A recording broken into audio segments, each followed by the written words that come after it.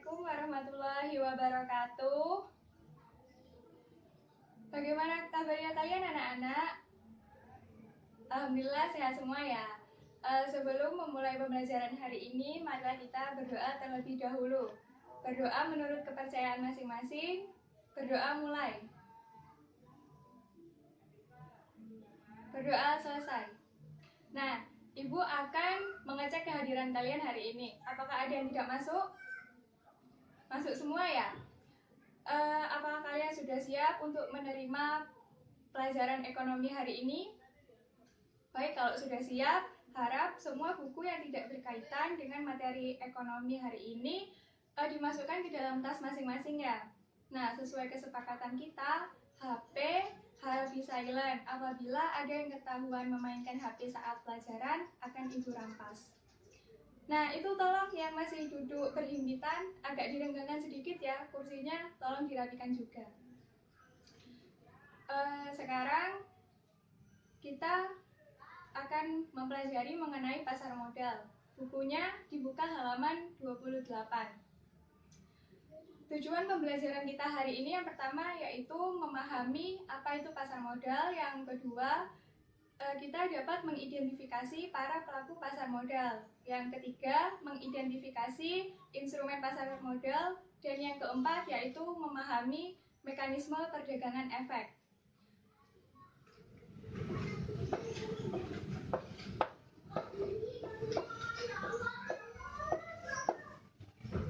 Apakah kalian pernah melakukan pembelian sesuatu di pasar tradisional?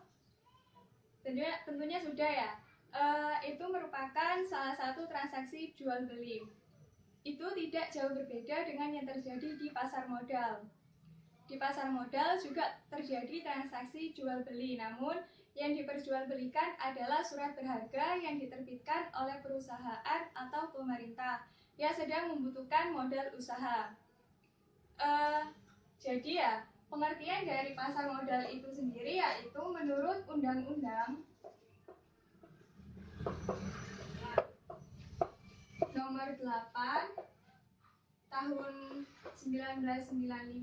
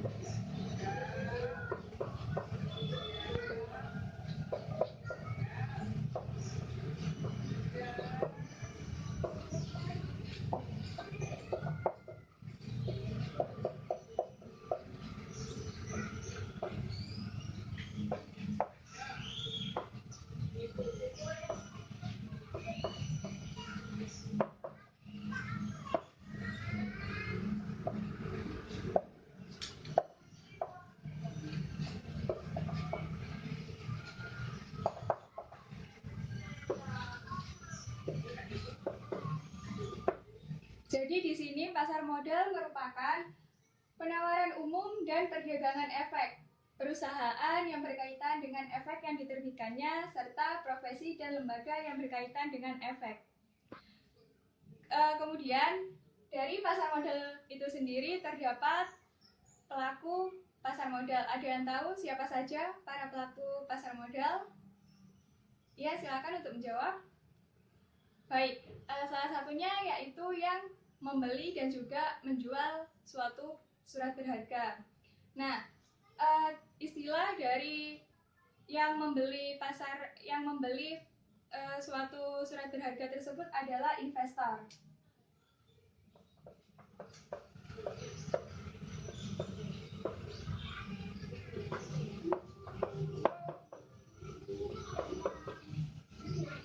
Di sini, investor merupakan badan atau perorangan yang membeli atau menanamkan modalnya kepada perusahaan yang melakukan emisi. Sedangkan untuk emiten sendiri merupakan suatu perusahaan atau badan usaha yang menerbitkan suatu surat berharga.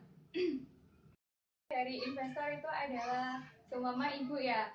Apabila ibu ingin menanamkan modal terhadap suatu perusahaan dengan cara membeli suatu surat berharga yaitu saham, maka ibu itu bisa disebut sebagai investor. Nah, yang selanjutnya yaitu instrumen pasar modal. Di sini apakah ada yang paham apa saja instrumen dari pasar modal yang ada di Indonesia? Ayo silakan dijawab ya. Salah satu contoh dari instrumen saja nggak apa-apa. Oh iya benar, betul sekali ya. Jadi salah satu instrumen pasar modal yaitu saham.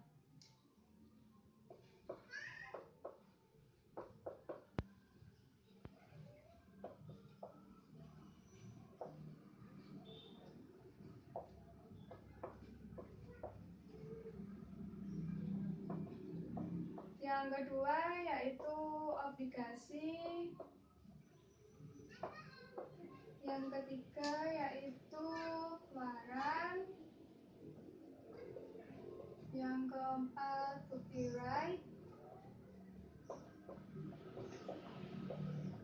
Yang kelima reksadana. Tolong ya, ada yang bisa memberikan pengertian dari instrumen pasar modal ini? Tolong untuk dijawab ya. Iya, silakan apabila ada yang ingin jawab. Baik, saham merupakan surat tanda kepemilikan oleh badan atau seseorang terhadap suatu perusahaan. Di pasar modal itu sendiri, saham ini banyak diperjualbelikan. Nah, sedangkan untuk obligasi merupakan surat tanda utang jangka panjang yang dikeluarkan oleh pemerintah ataupun perusahaan. Nah, yang ketiga yaitu waran.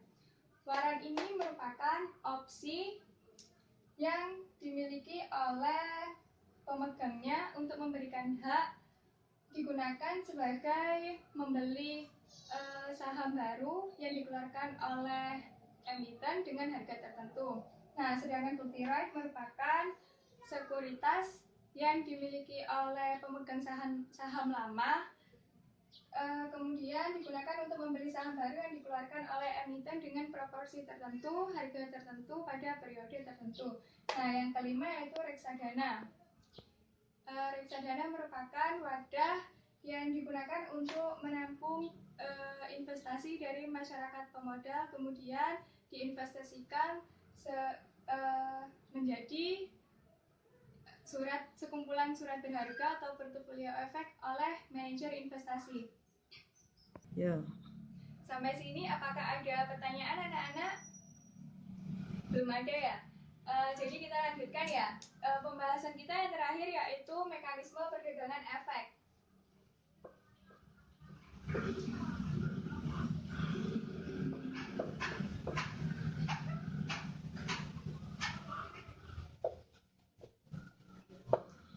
Dalam mekanisme perdagangan efek ini nantinya kita akan mengenal istilah dari SRO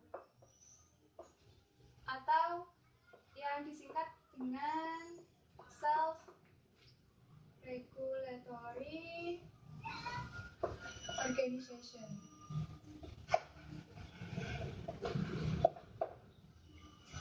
SRO ini merupakan suatu organisasi yang diberi wewenang untuk mengatur lembaga dan anggota lembaga tersebut yang terlibat dalam lembaga. Dalam hal ini lembaga tersebut yaitu pasar modal. Ada 3 lembaga yang termasuk dalam SRO ini dan juga berada di bawah pengawasan OJK. Salah satunya yang pertama yaitu BEI, yang kedua KPEI, dan yang terakhir KSEI. Ada yang tahu Bursa Efek Indonesia itu apa? Kan kita sudah membahas banyak hal ya mengenai pasar modal, tentunya kalian sudah paham Bursa Efek Indonesia itu apa? Ada yang bisa menjawab? Iya, silakan untuk menjawab ya. Betul sekali jawabannya. Jadi, Bursa Efek Indonesia merupakan tempat yang menyediakan sistem sistem dan juga sarana untuk jual dan beli efek. Yang kedua yaitu KPEI. Ada yang pernah mendengar istilah KPEI? Belum pernah ya? Jadi KPEI ini merupakan clearing penjamin efek Indonesia, yaitu pihak yang memberikan jasa clearing dan penjaminan penyelesaian transaksi di Bursa Efek Indonesia itu tadi. Nah, yang terakhir yaitu KSEI. Ada yang tahu apa itu singkatan dari KSEI? Ya, silakan untuk menjawab. Betul sekali. Jadi KSEI merupakan Kustodian Sentral Efek Indonesia, yaitu pihak yang menyelenggarakan kegiatan kustodian sentral bagi bank kustodian, perusahaan efek, dan juga pihak yang bersangkutan lainnya. Nah, SRO inilah yang nantinya akan memfasilitasi pihak-pihak terkait yang ada di pasar modal. Nah, kemudian seperti inilah gambaran ya, mekanisme perdagangan efek antara jual ataupun beli efek itu sendiri. Nah, salah satu syarat untuk dapat melakukan perdagangan efek di bursa efek itu sendiri yaitu menjadi nasabah. Nah, caranya yaitu dengan membuka rekening ke perusahaan efek atau broker. Ketika nasabah menjual, ini sebagai nasabah penjual atau pihak dari perusahaan efek. Nah, ini nantinya mengkonfirmasi anggota bursa. Nantinya anggota bursa itu sendiri mengkonfirmasi trader yang ada di lantai bursa. Jadi di lantai bursa ini nanti banyak trader. Kemudian trader akan mengirimkan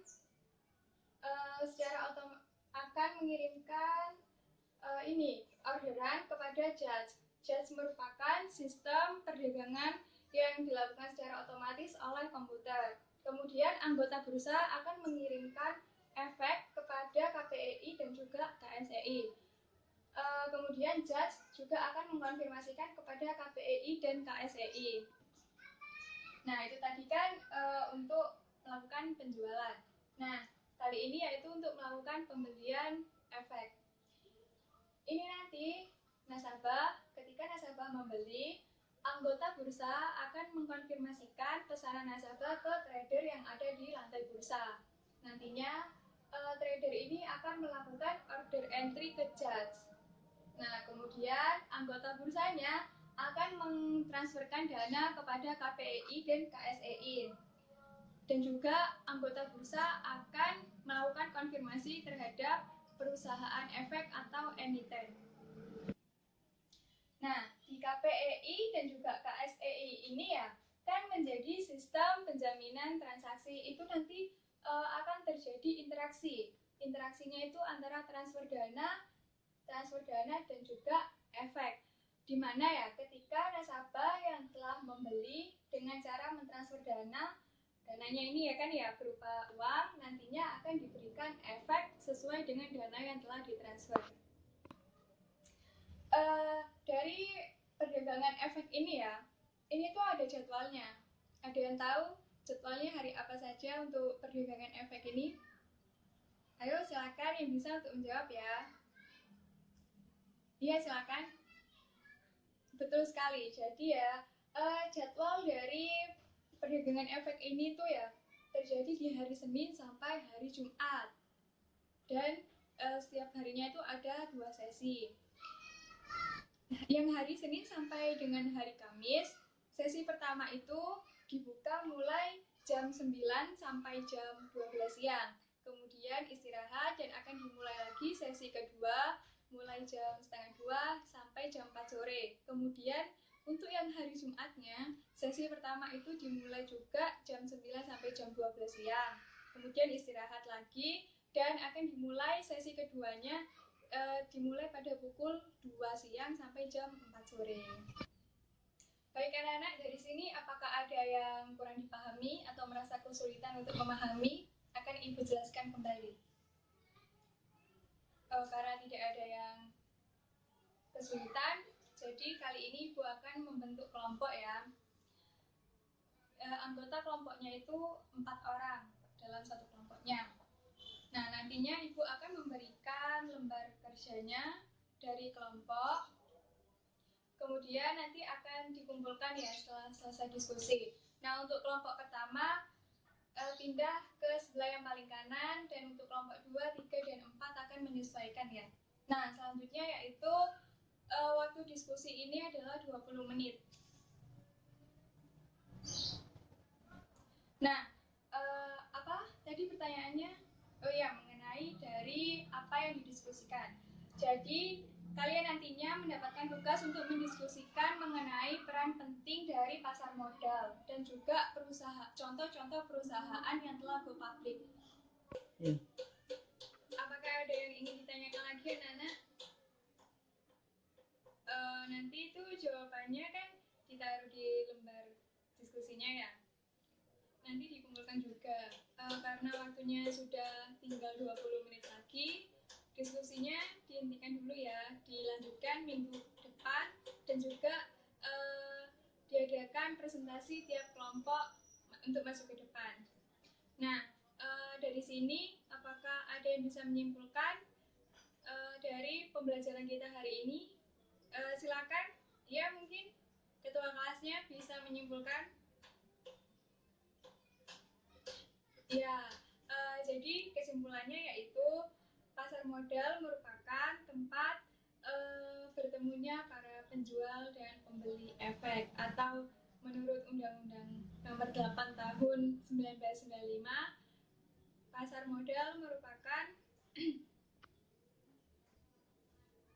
penawaran umum dan perdagangan efek perusahaan publik yang berkaitan dengan efek yang diterbitkannya, serta profesi dan lembaga yang berkaitan dengan efek. Terdapat dua pelaku di pasar modal, yaitu investor dan emiten. Kemudian instrumen dari pasar modal itu ada 5, yaitu yang pertama saham, yang kedua obligasi, yang ketiga waran, yang keempat ini bukti right, dan yang terakhir yaitu reksadana. Itulah pembelajaran kita hari ini. Apabila ada salah kata, Ibu mohon maaf. Wassalamualaikum warahmatullahi wabarakatuh.